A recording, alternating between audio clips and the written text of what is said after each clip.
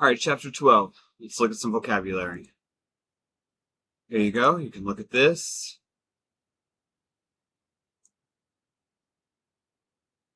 All right, and again, there are no pictures for this chapter.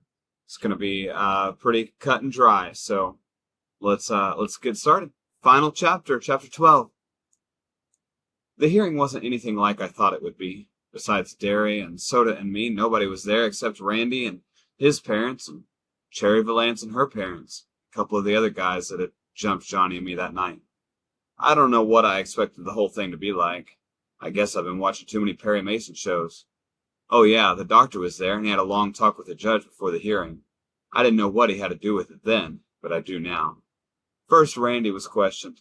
He looked a little nervous, and I wished they'd let him have a cigarette. Wish they'd let me have a cigarette. I was more than a little shaky myself. Derry had told me to keep my mouth shut no matter what Randy and everybody said, that I'd get my turn. All the socias told the same story and stuck mainly to the truth, except they said Johnny had killed Bob, but I figured I could straighten that point out when I got my turn. Cherry told them what had happened before and after Johnny and I had been jumped. I think I saw a couple tears slide down her cheeks, but I'm not sure. Her voice was sure steady, even if she was crying. The judge questioned everyone carefully, but nothing real emotional or exciting happened like it does on TV. He asked Derry and Soda a little bit about Dally, I think to check our background and find out what kind of guys we hung out with. Was he a real good buddy of ours? Derry said, Yes, sir, looking straight at the judge, not flinching. But Soda looked at me like he was sentencing me to the electric chair before he gave the same answer. I was real proud of both of them. Dally had been one of our gang and we wouldn't desert him. I thought the judge would never get around to questioning me. Man, I was scared almost stiff by the time he did. And you know what? They didn't ask me a thing about Bob's getting killed. All the judge did was ask me if I liked living with Derry, if I liked school, what kind of grades I made and stuff like that. I couldn't figure it out then. But later I found out what the doctor had been talking to the judge about. I guess I looked as scared as I really was because the judge grinned at me and told me to quit chewing my fingernails. That's a habit I have. Then he said I was acquitted, and the whole case was closed. Just like that. Didn't even give me a chance to talk much. But that didn't bother me a lot. I didn't feel like talking anyway. I wish I could say that everything went back to normal, but it didn't. Especially me. I started running into things, like the door. Kept tripping over the coffee table and losing things. I always have been kind of absent-minded, but man, then I was lucky if I got home from school with the right notebook and with those shoes on. I walked all the way home once in my stocking feet and didn't even notice it until Steve made some bright remark about it. I guess I'd left my shoes in the locker room at school, but I never did find them. And another thing, quit eating. I used to eat like a horse, but all of a sudden I wasn't hungry. Everything tasted like bologna. I was lousing up my schoolwork, too. I didn't do too badly in math, because Derry checked over my homework in that and usually caught all my mistakes and made me do it again, but in English, I really washed out. I used to make A's in English, mostly because my teacher made us do compositions all the time. I mean, I know I don't talk good English. You ever seen a hood that did? But I can write it good when I try. At least, I could before. Now I was lucky to get a D on a composition. It bothered my English teacher the way I was goofing up, I mean. He's a real good guy who makes us think, and you can tell he's interested in you as a person, too. One day he told me to stay in after the rest of the class left. Pony boy, I'd like to talk to you about your grades. Man, I wished I could beat it out of there. I knew I was flunking out in that class, but man, I couldn't help it. There's not much to talk about, judging from your scores, Pony. I'll give it to you straight. You're failing this class right now, but taking into consideration the circumstances, if you come up with a good semester theme, I'll pass you with a C grade. Taking into consideration the circumstances. Brother, was that ever a way to tell me he knew I was goofing up because I'd been in a lot of trouble? At least that was a roundabout way of putting it. The first week of school after the hearing had been awful. People I knew wouldn't talk to me. People I didn't know would come right up and ask about the whole mess. Sometimes even teachers. My history teacher? She acted as if she was scared of me, even though I'd never caused any trouble in her class. You can bet that made me feel real tough. Yes, sir, I said. I'll try. What's the theme supposed to be on? Anything you think is important enough to write about, and it isn't a reference theme. I want your own ideas and your own experience. My first trip to the zoo. Oh boy, oh boy. Yes, sir, I said, and got out of there as fast as I could. At lunch hour, I met Two-Bit and Steve out in the back parking lot, and we drove over to a little neighborhood grocery store to buy cigarettes and Cokes and candy bars. The store was the Grease hangout, and that was about all we ever had for lunch. The socialists were causing a lot of trouble in the school cafeteria, throwing silverware and stuff, and everybody tried to blame it on us greasers. We all got a big laugh out of that. Greasers rarely even eat in the cafeteria. I was sitting on the fender of Steve's car, smoking and drinking a Pepsi while he and Two-Bit were inside talking to some girls, when a car drove up and 3 socialists got out. I just sat there and looked at them and took another swallow of the Pepsi. I wasn't scared. It was the oddest feeling in the world. I didn't feel anything. Scared, mad, or anything. Just zero. "You're the guy that killed Bob Sheldon," one of them said. "He was a friend of ours. We don't like nobody killing our friends, especially greasers." Big deal. I busted the end of my bottle and held onto the neck and tossed away my cigarette. "You get back into your car, you'll get split." They looked kind of surprised, and one of them backed up. "I mean it." I hopped off the car. "I've had about all I could take from you guys." I started toward them, holding the bottle the way Tim Shepard holds a switchblade, out and away from himself in a loose but firm hold. I guess I knew I meant business, because they got in their car and drove off. "You really would have used that bottle, wouldn't you?" Two-Bit had been watching from the store doorway. "Steve and me were backing you, but I guess you didn't need to. We didn't need to. You'd have really cut him up, huh?" "I guess so," I said with a sigh. I didn't see what Two-Bit was sweating about. Anyone else could have done the same thing, and Two-Bit wouldn't have thought about it twice. "Pony boy, listen. Don't get tough. You're not like the rest of us, and don't try to be." What was the matter with Two-Bit? I knew as well as he did that if you got tough, you didn't get hurt. Get smart, nothing can touch you. "What in the world are you doing?" Two-Bit's voice broke into my thoughts. I looked up at him. "Picking up the glass?" He stared at me for a second, then grinned. "You little," he said in a relieved voice. I didn't know what he was talking about, so I just went on picking up the glass from the bottle end and put it in a trash can. I didn't want anyone to get a flat tire. I tried to write that theme when I got home. I really did, mostly because Derry told me to or else. I thought about writing about Dad, but I couldn't. It's going to be a long time before I can even think about my parents. Long time. I tried writing about Soda's horse Mickey Mouse, but I couldn't get it right. It always came out sounding corny. So I started writing names across the paper. Daryl Shane Curtis, Jr. Soda Patrick Curtis. Ponyboy Michael Curtis. Then I drew horses all over it. That was going to get a good grade like all get out. "Hey, did the mail come yet?" Soda slammed the door and yelled for the mail, just the way he does every day when he comes home from work. I was in the bedroom, but I knew he would throw his jacket toward the sofa and miss it, take off his shoes, and go into the kitchen for a glass of chocolate milk. So that's what he does every day of his life. He always runs around in stocking feet. He doesn't like shoes. Then he did a funny thing. He came in and flopped down on the bed and started smoking a cigarette. He hardly ever smokes, except when something is really bugging him or when he wants to look tough. And he doesn't have to impress us. We know he's tough. So I figured something was bothering him. I was worried. "Okay. Something wrong?" He shook his head. I shrugged and went back to drawing horses. Soda cooked dinner that night, and everything came out right. That was unusual, because he's always trying something different. One time we had green pancakes. Green. I can tell you one thing, if you've got a brother like Soda Pop, you're never bored. All through supper, Soda was quiet, and he didn't eat much. That was really unusual. Most of the time you can't shut him up or fill him up. Derry didn't seem to notice, so I didn't say anything. Then after supper, me and Derry got into a fuss, about the 4th one we've had that week. This one started because I hadn't done anything on that theme, and I wanted to go for a ride. It used to be that I'd just stand there and let Derry yell at me, but lately I've been yelling right back. "What's the sweat about my schoolwork?" I finally shouted. "I'll have to get a job as soon as I get out of school anyway. Look at Soda. He's doing okay, and he dropped out. You can just lay off." "You're not going to drop out. Listen, with your brains and grades, you get a scholarship, and we can put you through college. The schoolwork's not the point.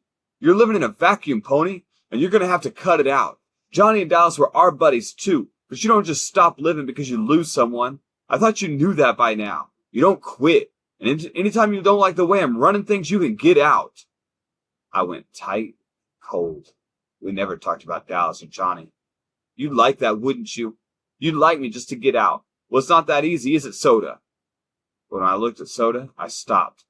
His face was white. and when he looked at me, his eyes were wide with a pained expression. I suddenly remembered Curly Shepard's face when he slipped off a telephone pole and broke his arm.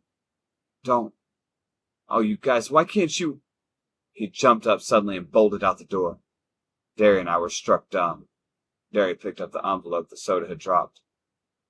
It's the letter he wrote Sandy, Derry said without expression. Returned unopened. So that was what had been bugging Soda all afternoon. And I hadn't even bothered to find out. And while I was thinking about it, I realized that I never had paid much attention to Soda's problems.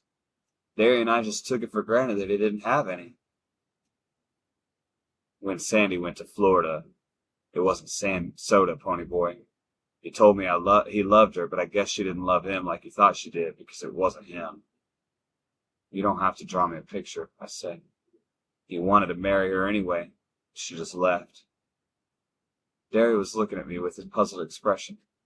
Why didn't he tell you? I didn't think he'd tell Steve or Two-Bit, but I thought he told you everything. Maybe he tried, I said. How many times had Soda started to tell me something only to find I was daydreaming or stuck in a book? He would always listen to me, no matter what he was doing. He cried every night that week you were gone, Derry said slowly. Both you and Sandy in the same week. He put the envelope down. Come on, let's go after him. We chased him clear to the park. We were gaining on him, but he had a block's head start. Circle around and cut him off, Derry ordered. Even out of condition, I was the best runner. I'll stay right behind him. I headed through the trees and cut him off halfway across the park. He veered off to the right, but I caught him in a flying tackle before he'd gone more than a couple of steps. It knocked the wind out of both of us. We lay there gasping for a minute or two, and then Soda sat up and brushed the grass off his shirt. You should have gone out for football instead of track. Where'd you think you were going? I lay flat on my back and looked at him. Derry came up and dropped down beside us. Soda shrugged. I don't know. It's just, I can't stand to hear y'all fight. Sometimes I just have to get out, or it's like I'm the middleman in a tug of war. I'm being split in half, you dig? Derry gave me a startled look. Neither of us had realized what it was doing to Soda to hear us fight. I was sick and cold with shame. What he said was the truth. Derry and I did play tug of war with him, with never a thought to how much it was hurting him. Soda was fiddling with some dead grass. I can't take sides. It'd be a lot easier if I could, but I see both sides. Derry yells too much and tries too hard and takes everything too serious, and Ponyboy, you don't think enough. You don't realize all Derry's giving up, just to give you a chance he missed out on. He could have stuck you in a home somewhere and worked his way through college. Ponyboy, I'm telling you the truth. I dropped out because I'm dumb. I really did try in school, but you saw my grades. Look, I'm happy working in a gas station with cars.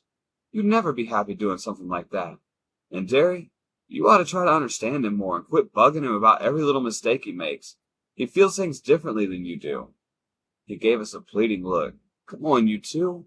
It's bad enough having to listen to it, but when you start trying to get me to take sides... Tears welled up in his eyes. We're all we've got left. We ought to be able to stick together against everything. If we don't have each other, we don't have anything. If you don't have anything, you end up like Dallas, and I don't mean dead either. I mean like what he was before, and that's worse than dead. Please. He wiped his eyes on his arm. Don't fight anymore. Derry looked real worried. I suddenly realized that Derry was only 20, but he wasn't so much older that he couldn't feel scared or hurt and as lost as the rest of us. I saw that I'd expected Derry to do all the understanding without even trying to understand him, and he had given up a lot for Soda and me. Sure, little buddy, Derry said softly. We're not going to fight anymore. Hey, Ponyboy, Soda gave me a tearful grin. Don't you start crying too. One bald baby in the family's enough. Not crying, I said. Maybe I was. I don't remember. Soda gave me a playful punch on the shoulder. No more fights. Okay, Ponyboy? Derry said. Okay, I said. And I meant it. Derry and I would probably still have misunderstandings. We were too different not to. But no more fights. We couldn't do anything to hurt Soda. Soda Pop would always be the middleman, but that didn't mean he had to keep getting pulled apart. Instead of Derry and me pulling him apart, he'd be pulling us together. Well, Soda said, I'm cold. How about going home? Race you? I challenged, leaping up. It was a real nice night for a race. The air was clear and cold, and so clean it almost sparkled. The moon wasn't out, but the stars lit up everything. It was quiet except for the sound of our feet on the cement and the dry, scraping sound of leaves blowing across the street. It was a real nice night. I guess I was still out of shape because we all three tied. No, I guess we all just wanted to stay together.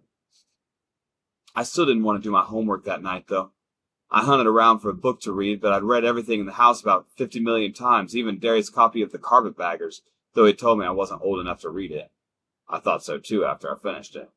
Finally, I picked up Gone with the Wind and looked at it for a long time. I knew Johnny was dead. I had known it all the time, even while I was sick and pretending he wasn't.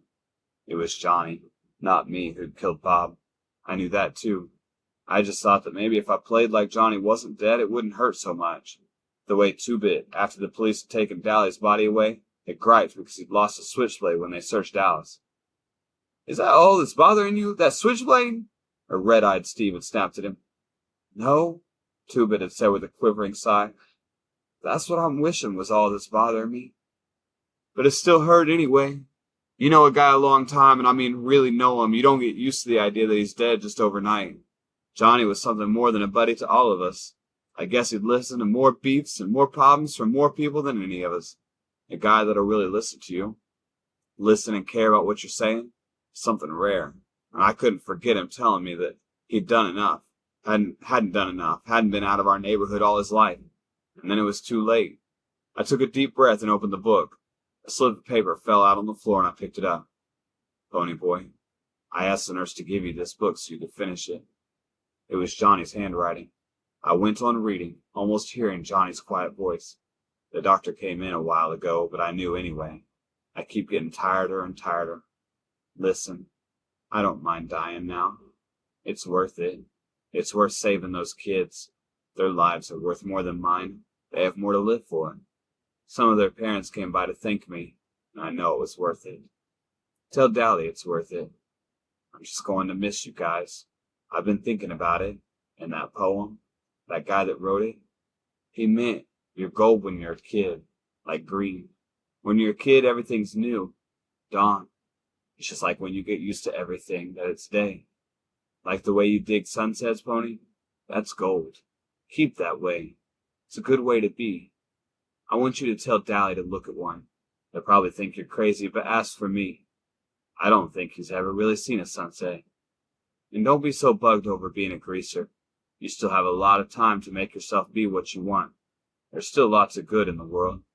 Tell Dally. I don't think he knows. Your buddy, Johnny." Tell Dally. It was too late to tell Dally. Would he have listened? I doubted it. Suddenly it wasn't only a personal thing to me. I could picture hundreds and hundreds of boys living on the wrong side of cities. Boys with black eyes who jumped at their own shadows. Hundreds of boys who maybe watched sunsets and looked at stars and ached for something better. I could see boys going down under the streetlights because they were mean and tough, hated the world, and it was too late to tell them that there was still good in it, and they wouldn't believe you if you did. It was too vast a problem to be just a personal thing. There should be some help. Someone should tell them before it was too late. Someone should tell their side of the story. And maybe people would understand them and wouldn't be so quick to judge a boy by the amount of hair oil he wore. It was important to me. I picked up the phone book and called my English teacher. "Mr. Syme, this is Pony Boy. That thing, how long can it be?" "Why, not less than 5 pages. He sounded a little surprised. I'd forgotten how late it was late at night. "Can it be longer?" "Certainly, Pony Boy, as long as you want it." "Thanks," I said, and hung up. I sat down and picked up my pen and thought for a minute, remembering a handsome, dark boy with a reckless grin and a hot temper. A tough, tow-headed boy with a cigarette in his mouth and a bitter grin on his hard face. Remembering, and this time it didn't hurt. The quiet, defeated-looking 16-year-old whose hair needed cutting badly, and who had black eyes with a frightened expression to them. 1 week had taken all 3 of them, and I decided I could tell people, beginning with my English teacher. I wondered for a long time how to start that theme, how to start writing about something that was important to me. And I finally began like this. When I stepped out into the bright sunlight from the darkness of the movie theater, I had only 2 things on my mind: Paul Newman and a ride home. All right. Awesome ending to an awesome book. One of my favorites, and I hope that you all enjoyed it. I've made some mistakes along the way in my video, and I'm going to get to that in another separate video. But let's look at the activity for this chapter real quick. So we're looking at reflective writing. It's always good to look back on a book that we have read, or an article, or a story, a narration, whatever that we have written, and do some reflecting. And here's what I want to reflect on for the whole book. I know it says chapter 12, but we're going to look at the whole book.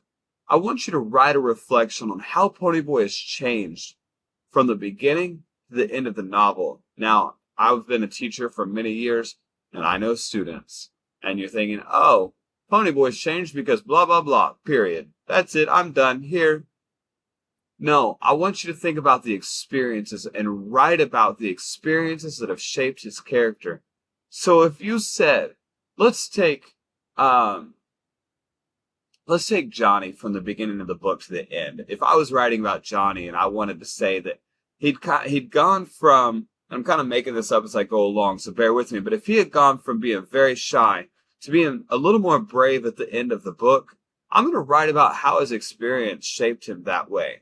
So we see that at the beginning of the book, he was very fearful because of some things that had happened to him and because of the way his parents treated him. I'm going to flesh that out a little bit, and then I'm going to go into the next part where the whole situation with Bob and him killing Bob caused him to start to reflect on a lot of things and to start speaking up. He spoke up against Dally, who was his hero at one point. That shows some bravery. He spoke up about how the greasers shouldn't keep fighting the Socias and how it wasn't really helping anything. Those were things that he wouldn't have done before the situation with Bob. And so I'm going to write about some of those things and then sum it all up with how exactly his character has changed and what is different in his character. So that's what we're looking at here. And again, I hope that you forgive some of the mistakes that I made while I was doing this, like the lighting, like cursor being on my face, all these little things that possibly bugged you guys to death while I was reading. And then I just today realized that a lot of the vocabulary that I posted up during this was in the wrong chapters because I depended on a secondary source for my vocabulary instead of going through and doing it myself. So lessons learned for last time. I got a lot to go through and look at, make some changes. Going to put some disclaimers on my videos. But anyway, I hope that you guys have enjoyed all in all these videos. Have a great time. And I will see you next time as I brainstorm about what novel I'm going to do next. Have a great time and stay gold.